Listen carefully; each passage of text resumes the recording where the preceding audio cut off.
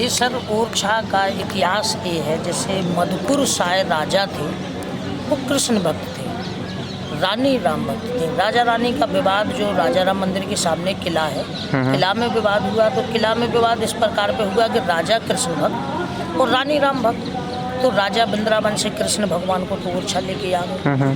यहाँ राम जी नहीं थे, राम जन्म भगवान का अयोध्या में हुआ। जब राम जन्म भगवान का अयोध्या में हुआ तो राजा कृष्ण भक्त और रानी राम भक्त तो राम राम रटती रहती। जब रानी राम राम रटती रहती तो राजा रानी का विवाद हुआ। तो रानी क्रोध होकर अयोध्या के लिए प्रस्थान करने लगी, अगर आपकी भक्ति सच्ची है तो मुझे अपने राम जी के दर्शन करवाओ। कहाँ है राम जी?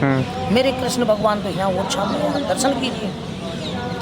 तो रानी क्रोध हो गई तो अयोध्या के लिए प्रस्थान करने लगी। तो राजा ऐसे शब्द बोले कि अगर आपकी भक्ति सच्ची है तो राम जी को ओरछा लेके आना, तब वापस मुंह मत दिखाना।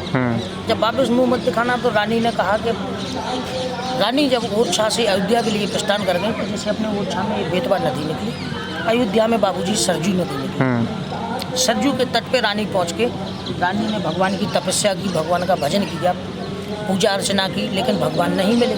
राजा ने ऐसे शब्द बोले थे कि राम जी को ओरछा लेके आना, नहीं तो वापस मुंह मत दिखाना। तो रानी ने कहा मुझे भगवान मिलने वाले नहीं हैं, इससे अच्छा तो कि सरजू में प्राण त्याग। जैसे अभी जी नदी का बहाव बहुत तेज है, तो रानी ने सरजू में छलांग लगा दी, अपने प्राण त्याग। जब सरजू में छलांग लगा दी तो भगवान बाल रूप में गोद में आ गए। 6 महीने का जैसे बच्चा होता है, और जिसकी गोद में भगवान आ जाए उसकी मृत्यु कहाँ होगी सर? जब भगवान रानी की गोद में आ गए तो राम जी ने कहा कि माँ अपने प्राण क्यों त्याग रही, क्यों त्याग रही? तो रानी ने कहा मुझे भगवान नहीं मिले इसलिए मैं प्राण त्याग रही। राम जी ने कहा माँ मैं ही सच में भगवान हूँ। रानी ने कहा अगर आप सच में भगवान हैं तो आप मुझे वचन दीजिएगा, आप मेरे साथ ओरछा चलिए, मेरे साथ आप ओरछा चलिए।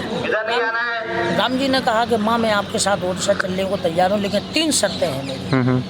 ये शर्तें अगर आप मंजूर हैं मैं आपके साथ ओरछा चलूँगा। पहली शर्त राम जी की ये थी कि मैं पुष्प नक्षत्र में चलूँगा, पैदल चलूँगा, आपकी गोद में रहूँगा। जो अभी कल निकल गए सर पुष्प महीने में 24 घंटे के लिए लगते, 1 महीने में आते।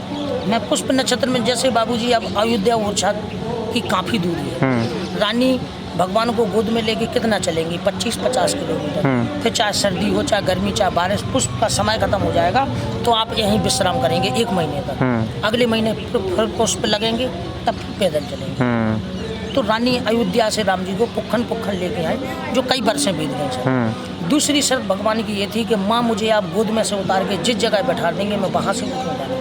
तो जो राजा राम मंदिर के बगल में बड़ा वाला मंदिर दिखा होगा, आप दर्शन मंदिर गए होंगे, उसको चतुर्भुज मंदिर के नाम से जाना। राजा को मालूम पड़ा कि मेरी रानी जब भगवान को अयोध्या से ओरछा लेके आने तो मैं भगवान के लिए बड़ा वाला महल मंदिर बनवाऊंगा।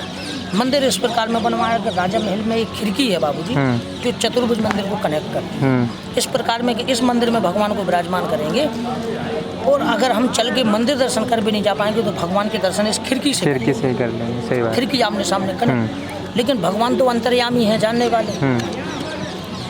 भगवान ने रानी का ध्यान भटका दिया।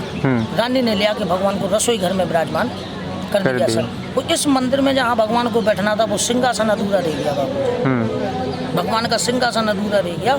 रानी ने कहा अगले महीने पुष्प लगेंगे, भगवान को इस रसोई घर में विराजमान कर दो, तो अगले महीने मंदिर में शिफ्ट कर देंगे। अगले महीने जैसे ही पुष्प लगे, जब रानी भगवान को उठाने पहुँची तो रानी ने भगवान को जब उठाया तो बहुत भारी हो गया सर, उठे नहीं। रानी ने फिर भगवान से एक आग्रह की कि भगवान आपका महल बन गया, अपने महल में स्नान ग्रहण कीजिए। तो भगवान ने फिर एक सपना दिया। रानी की और राम जी की फेस टू फेस बात कब तक हुई? जब तक रानी गोद में लिए नहीं। तो गोद में से उतार के जैसे ही नीचे बैठा रहा तो रानी की फेस टू फेस बात होना बंद हो गई भगवान से। तो भगवान ने एक सपना दिया कि मुझे आप जिस जगह बैठा देंगे मैं वहाँ से उठूँगा नहीं सर, नहीं उठूँगा। तीसरी शर्त राम जी की ये थी कि ओरछा में राजाओं का शासन था। तो यहाँ मधुपुर साय राजाओं का शासन था। मैं ओरछा में राजा के रूप में बनूँगा। जो बाबूजी भारत में क्या विश्व में 24 घंटे में 4 बार सलामी कहीं नहीं दी जाती, इस मंदिर में ये अकेला मंदिर है पूरी दुनिया में जो राजा के तौर पे पूरे विश्व में अकेला एक ही मंदिर है कि 24 घंटे में 4 बार सलामी दी जाती है। सुबह 8 बजे सलामी दी जाएगी, दोपहर में 12:30 बजे सलामी देते हैं, अभी शाम को 8 बजे मंदिर खुलेगा, जब भी सलामी देंगे। 10:30 बजे रात्रि में मंदिर बंद होगा, जब भी सलामी देंगे। सलामी किसको दे रहे हैं आप? राजा को। 5 पुलिस वाले आप जैसे जवान रहते बाबू जी, वो बंदूक से सलामी दे। सलामी किसको दे रहे हैं? राजा को। इसके बाद पुजारी जी जो आरती कर रहे हैं वो भगवान की कर रहे हैं। तो यहाँ भगवान राजा के रूप में पूजते। अयोध्या में आप राम कहते हैं, यहाँ राजा राम कहते हैं। हाँ, वहाँ रामलला के रूप में पूजा। जय श्री राम बाबू जी। जी।